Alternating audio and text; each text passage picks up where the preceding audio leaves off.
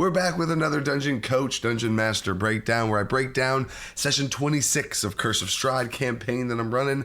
So minor spoilers for Curse of Strahd here. I'm going to say what I thought was going to happen and then what actually happened and what things I learned along the way, which you could possibly learn from that too, the goods, the bads, and all of them in between. So here we go.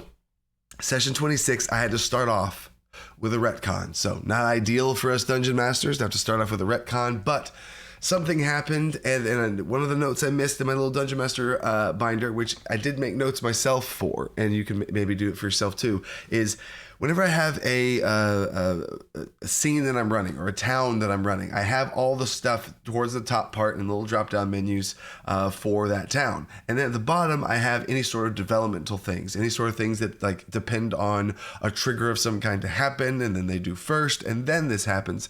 So I did not scroll down far enough in that spot. So one thing I'm going to do and learn from as a Dungeon Master is take those spots and copy paste them in my Dungeon Master binder to put them up in places so that I can link them together and remind myself, ooh, this could happen in this spot. So there's a little learning spot there. But the retcon was that Strahd would know what they did last session and Strahd would come to the town they're in. So the mini little big picture is this: they are in the town of Krezk. There is a pool, lake of water in the town of Krezk. One of the things I have done in Curse of Strahd as far as changing and tweaking goes is I have made that lake, that pool of water there, cursed, and it is a blood lake. It is a blood river. That is the location where Strahd's father died in battle of however long ago. That's where he fell in battle, and that's one of the first falls to darkness that he had. And his brother was there with him and everything, and he fell in battle and all this stuff, right? So, and that is the place, that lake is the place where Sergei, Strahd's brother, that's where his spirit rests, right? And the party has the Sun Sword. So the Sun Sword, another thing, is the Sun Sword's spirit is it's a sentient item, and it is connected to Sergei's spirit, very faintly so, and you can awaken the Sunblade to fully activate it by going to the lake, cleansing the curse on the lake, the blood pool, and then now Sergei can go into the sword, fully awaken the sword, all that stuff. That's the whole backstory thing there, right? So they did that last session. They did that. They unlocked the curse. They released it. Everything. Sergei's good. But Strahd would sense that. I definitely feel like the cursed land where his father died and some of his fall towards darkness really started was there. And I think Strahd would feel that, and he would know. Oh, there we go. He would know that that would happen. So I had some things that I did have queued up in the spot where Strahd did a scrying thing. Strahd tried to go into Lars. All those rolls failed. So then I had to be like, okay, well, what would happen there? And then I got caught up in some role play moments, and then that kind of, I lost that thought.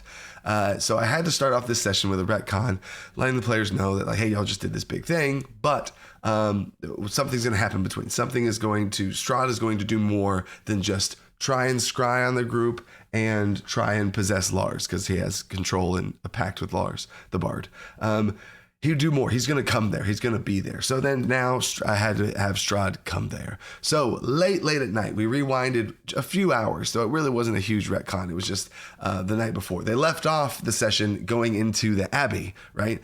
So I rewound just one little, the night before, and Strahd possessed Lars. I had to make a charisma saving throw at disadvantage, symbolizing the intensity of this moment for Strahd.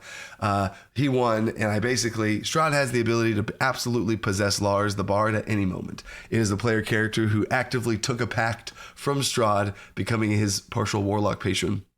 So that comes with some downsides, right? So Strahd possesses Lars and walks him straight to the lake. And Strahd is standing there ominously looking out into the lake. And this was a really interesting spot for me to role play Strahd. This powerful entity, and I wanted to role play him being a little unhinged. And this also, as a dungeon master, is my goal. Is they've seen Strahd, and Strahd's helped them. Strahd's talked with them. Strahd's been like buddy with them in some ways. He's respected them. He's definitely intimidated them, and there's a line, and they know. So I've very much established him as a powerful figure that they don't mess with. They respect him, and I think he's in a great spot. But I want to almost start to role play his descent into the true terror that they should fear him for. Because right now, they know that they're on his good side. but I want them to not feel so safe around Strahd, and I want to slow play that. So part of what I did there is he's just standing, staring off in the darkness. They know this is the place where he lost his father. I role played some visions of them seeing that happen, and now his brother, and Strahd reveals that his brother was a traitor and weak, and he let his mother die, and now he blames his brother for his mother's death, and also for stealing Tatiana from him, and all these things. And so this Sergei moment is a big moment. So he gets Lars there and he says, where is she? Like asking about Irina. And then he's like, and he lies to him. Strahd knows this. That's one fail. And I take Lars's health, cut it in half. And that's how much power Strahd has over Lars, is he could kill him at any moment. And that's real. The players are still only level 6. It's Strahd. He could kill, if they're one-on-one with him, he could kill them at a whim. And that's still a thing. Even if we absolutely rolled for initiative, they'd have no chance, right? Anyway, one-on-one. So his health gets halved. Okay, wow. All right. And so then he keeps talking, and then he's like, where's Sergei? And now Lars knows where Sergei is. He's in the Sun Sword that Finian, the cleric, has. And then he lies again, cuts his health in half. And so I told him, I said, this kind of works like death saves. If he does this thing he's doing to you again, you die, and he'll leave you there cold on the ground. Now, would Finian be able to get to you? Who knows? But I would be very careful with what you do going forward. I had like a little real life timeout, like Dungeon Master advice talk with them. So now he's talking with them, and then they figure out that he says, yeah, like Sergei's like he's gone. We left him, and he's gone. And so he was being very vague and stuff, but still telling the truth. And he said, "Get me the blade." And then Lars, possessed, turns and goes to go get the blade from Finian, goes back to the place where they're staying, and they have almost like a little PvP battle. Luckily, the rogue was like watching out over this whole situation, saw that Lars was coming back in not a good place, flew back to the group quickly to warn them, and they had a really cool moment where the cleric gave the paladin the sun sword. The paladin bolted and just took off into the night, and then they all kind of had to then the raven took out, and then the rogue is also has taken on lycanthropy of a were-raven and flew back out to go see Strahd. So as Lars is walking back to go get the Sunblade, still possessed by Strahd, the rogue in raven form warns the group and then flies back to Strahd, which will be very important here in a second. And then all of this is part of the retcon. How wild is this? It got crazy. Paladin takes off, and the cleric's standing there with Lars, and in full force, full power. It was crazy. Strahd, as Lars is like talking with him, and he attacks him, and I won't get into the nuance and the role play of it, but basically he asked for the cleric to heal him, and when the cleric goes to heal him, in the openness, because I imagine magic like this: if you heal somebody, you're opening yourself up to them in a way, and opening up your life force to them in a way. You're healing them, right? So in that moment of a heal, they go to heal Lars, and he grabs the wrist, turns it over, like counters it. This is Lars or Strahd in Lars's body, basically.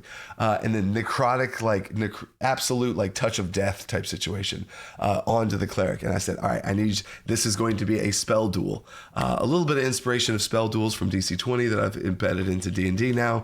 A spell duel. It was Strahd's spell check versus Finian's spell check, and it literally was a nat 20 versus a nat 1, absolutely knocking out and one-shotting the cleric down to the ground. Now, I'm not going to kill the cleric in that way.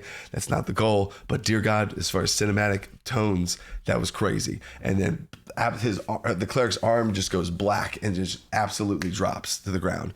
As Lars where is, and he starts looking for the paladin. But then there's some more rolls made for the paladin, looking around. Paladin, somehow the paladin succeeded in the rolls against the investigation. Rolled very high, rolled very low. So again, the dice are telling the story here. Paladin hid, and then a sick move by the rogue, who is a soul knife rogue, which has the psychic daggers. He also has the ability to be able to see into the ethereal plane where all the spirits are.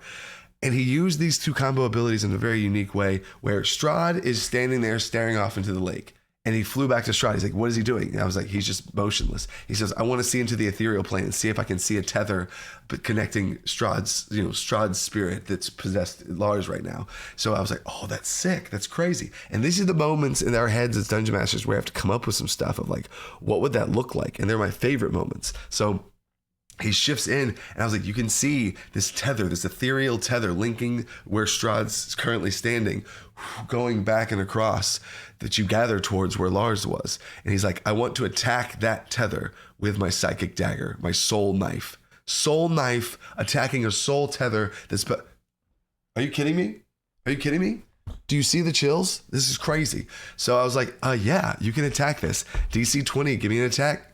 And I was, oh my gosh. So hit the DC, attacks the soul blade, it severs the tether. Now, this tether is simply just Lars being possessed. Strahd could do it again. It's not like some sort of absolutely broken mechanic that I've allowed to have happen in this game. Strahd could just do it again, and he'd be able to attack again, and that would be a little game they'd have to play. But Strahd then... What impressive. And then now Strahd and Strahd and the Rogue get to have a back and forth chat. And this was, as the rest of the group, the cleric's on the floor. Lars is looking for the paladin, can't find the paladin. Lars snaps out of it.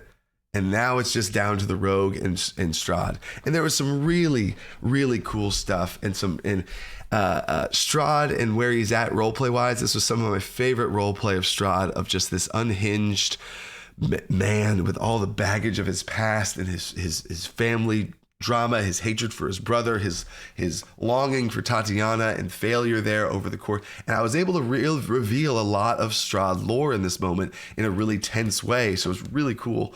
And then Felix the Rogue is like almost like coming at Strahd with a little bit of fire in him. Like, why are you so obsessed? Get over it. Like you rule this land, but you're so wrapped up in all that. I was like, oh man. So I wanted to see, you come in with some fire against Strahd, there's going to be, I don't know how this is going to go. So I said, honestly, this is going to come down to a fate roll. And I love fate rolls so much.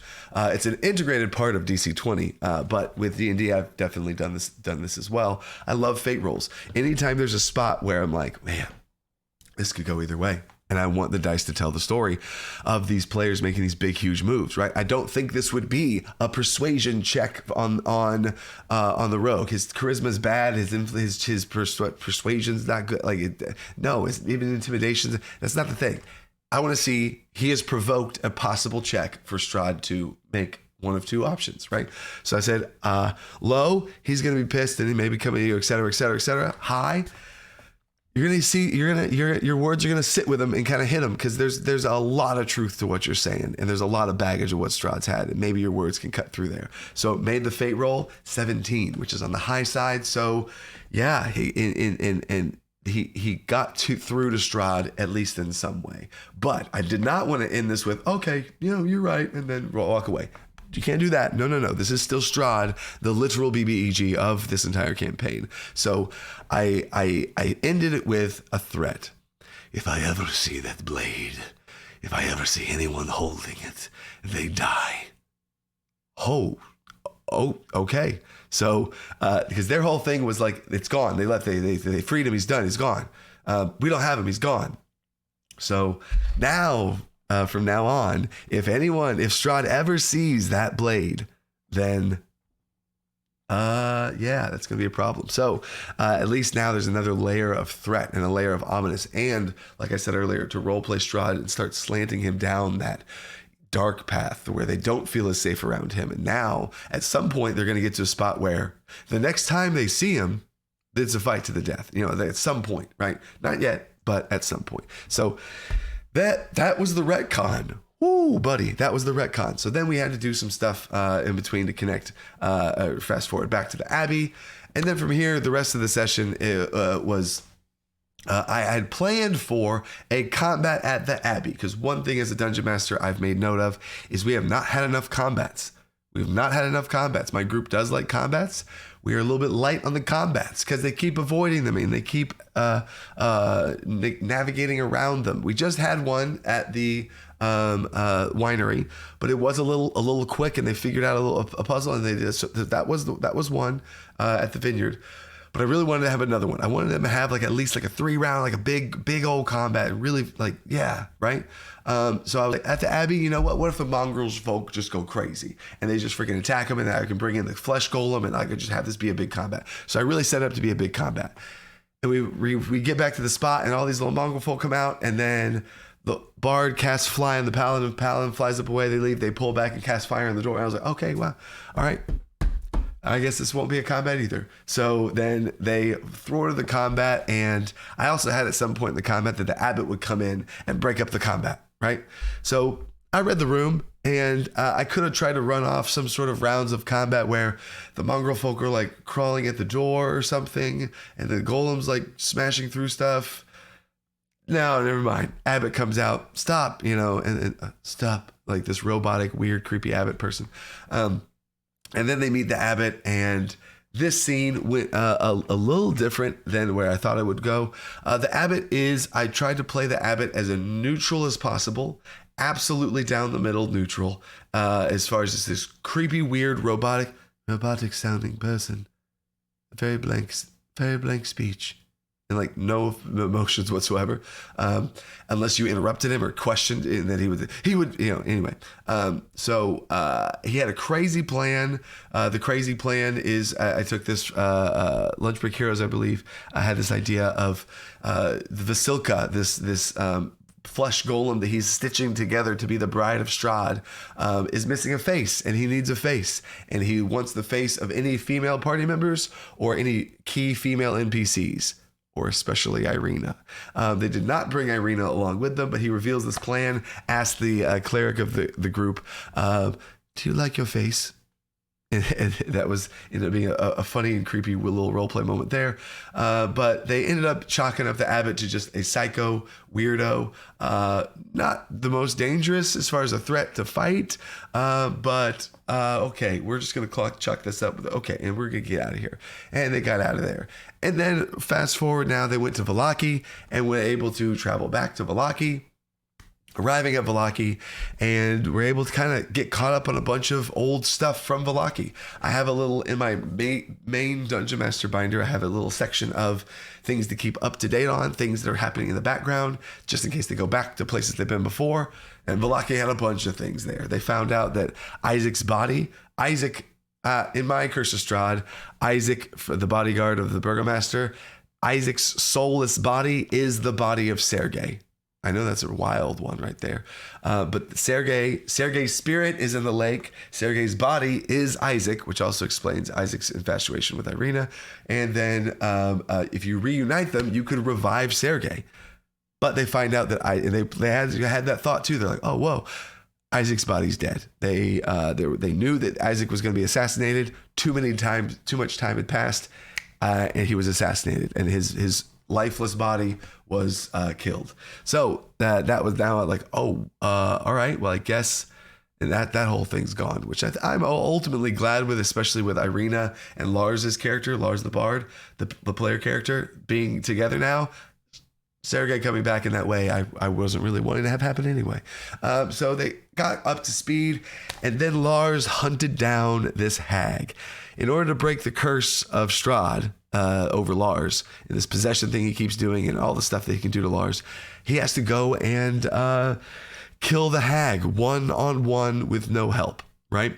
So that is where we left off the session, is him finding the hag. Now, I don't think they prepared very well for this hag interaction. And now Lars, coming with not a lot of preparation, is going to walk into a house. He finds the hag, who he thinks to be the hag. He walks in the door to introduce himself. The hag recognizes him. He makes an insight check to realize that, oh, she knows who he is. And that's where we ended the session. So stay tuned for next week, and we can see if Lars, in a very unprepared Lars, can solo 1v1 a hag. Now, it's just one hag. It's not a coven of hags. But I can't wait to see how this goes. So there's the breakdown. I hope that helps. And it gave some insights to some wild, crazy retcon that then took a big chunk of the session. It was a really awesome moment and a lot of awesome things that happened there. So anyway, there's the whole thing. Stay creative. Take a set in the box.